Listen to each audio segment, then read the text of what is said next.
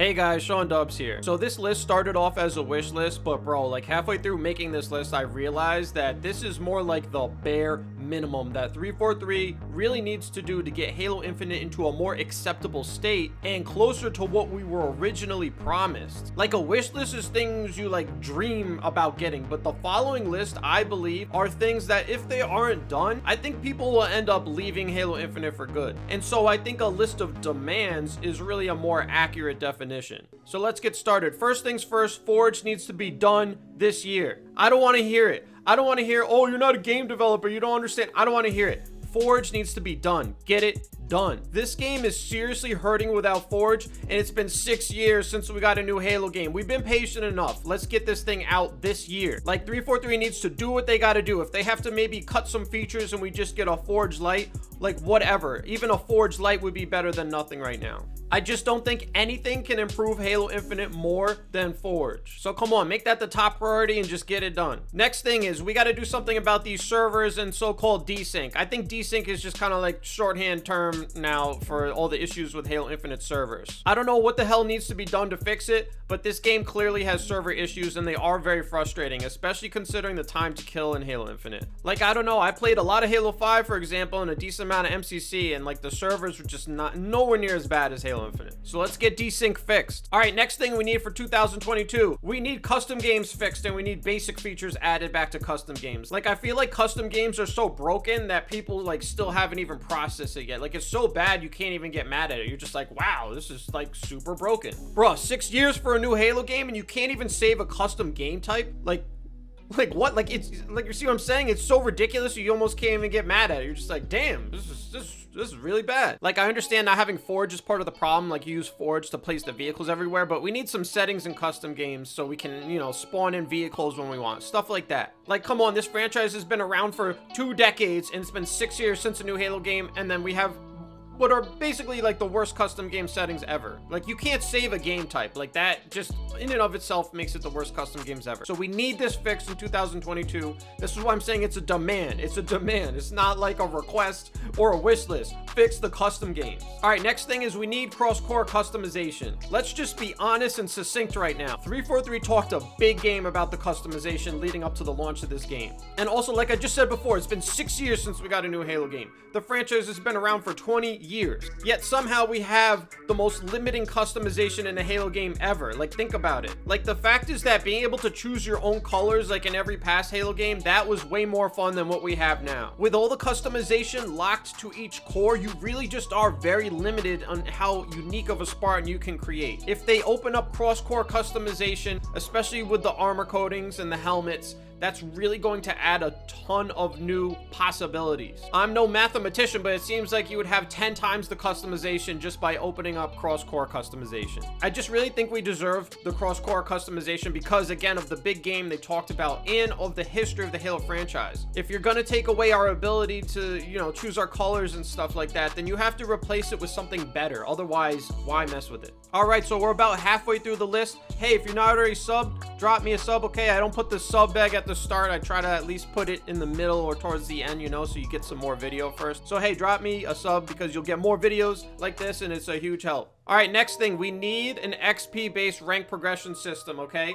And on top of that, it should be that you unlock cosmetic rewards as you go. I still almost can't believe this game doesn't have like an XP rank progression system. Like, it almost seems like, you know, live service game 101. Like, so many other games have this, and you know, they have it for a reason. People like it. It's fun. I think it would be pretty cool too if like it expanded each season. Like, maybe in the first season you can get up to a rank 50, and then, you know, each season adds like 50 ranks or something like that. Honestly, we could talk for hours on why we need an XP based rank system, and so that's why we need one, because there's just like a ton of good reasons. All right, next thing we definitely need is more cosmetics that are earned from actually like playing the game in specific and relevant ways. What I mean by that is not these like sort of generic and just honestly not that fun challenges that they give us, you know, get 10 kills. It's like, it's so like random. Honestly, the closest system that would be perfect for Halo would be what Splitgate does. And Splitgate copied a ton of stuff from Halo, so might as well copy stuff from them. But like in Splitgate, there's all sorts of cosmetics you get from, you know, achieving specific things with specific weapons, for example. So you get like 50 kills with a weapon and then you unlock a skin for it. So like imagine in Halo Infinite if there was a sniper rifle coding that you would get after you got like 50 headshots with the sniper, and then another one at 100, and so on and so on. That's what Halo Infinite needs. Like the weekly rewards are just like totally disconnected from the challenges, and that's why it's not that fun. It's like complete these random challenges to get this random thing. Instead, make the challenges based on, you know, actually playing like in specific ways.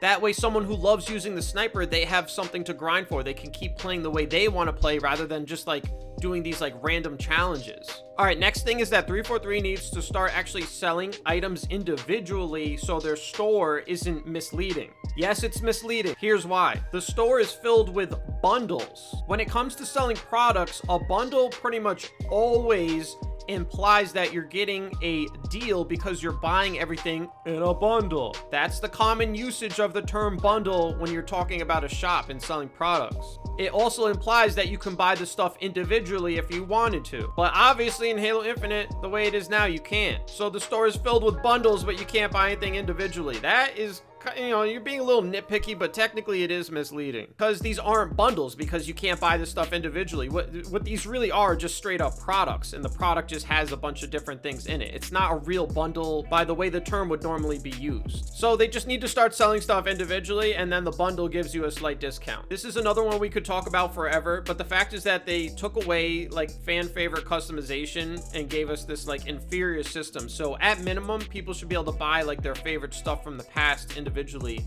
and not be forced to pay extra to get a bundle that is filled with stuff they don't even want. All right, next thing is that people just have to be able to earn credits for free. My recommendation would be that if you complete the weekly challenge, you get maybe like 200 credits or something like that. A lot of other video games out there right now that have like a free-to-play model, they give you free credits, you know, for playing, and they seem to be making literally billions of dollars. So they're able to make it work somehow, and so Halo should be able to as well. Also, and this is kind of like my personal opinion, but whatever, it's towards like the end of the video, so I know it's really more of my real subs who watch this far. But I kind of feel like having it so you can earn credits for free, it's sort of like a Robin Hood system. Like really, the only reason the free-to-play model exists is because of whales. Like if there wasn't such a thing as whales and people who spend extra, like the whole business model would break down. So it's like the reason we don't get a fun like fully paid game for like $60-70 that just has everything in it, it's really because of the whales. And the whales are going to spend their money regardless of if you can earn credits for free or not. And so having it so you can earn credits for free, it's like a Robin Hood system. It almost helps to kind of like level out the damage caused by the whales. But regardless of my personal beliefs,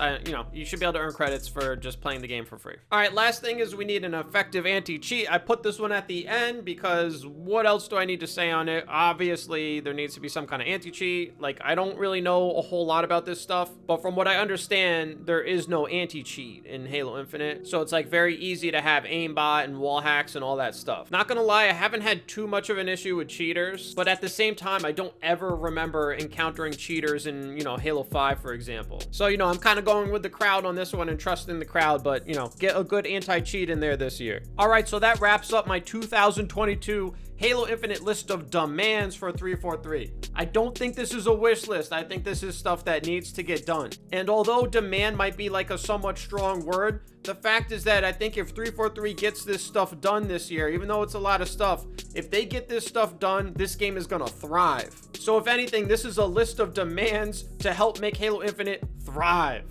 Like nothing on here is us being picky or annoying or anything like that. This is just, like I said in the start, if anything, this is like the bare minimum. So hey, that's the list. If you've enjoyed the video, you watched this far and you're not already subbed, please drop me a sub. And hey, that's all I got for now, so I'll talk to y'all later. Peace.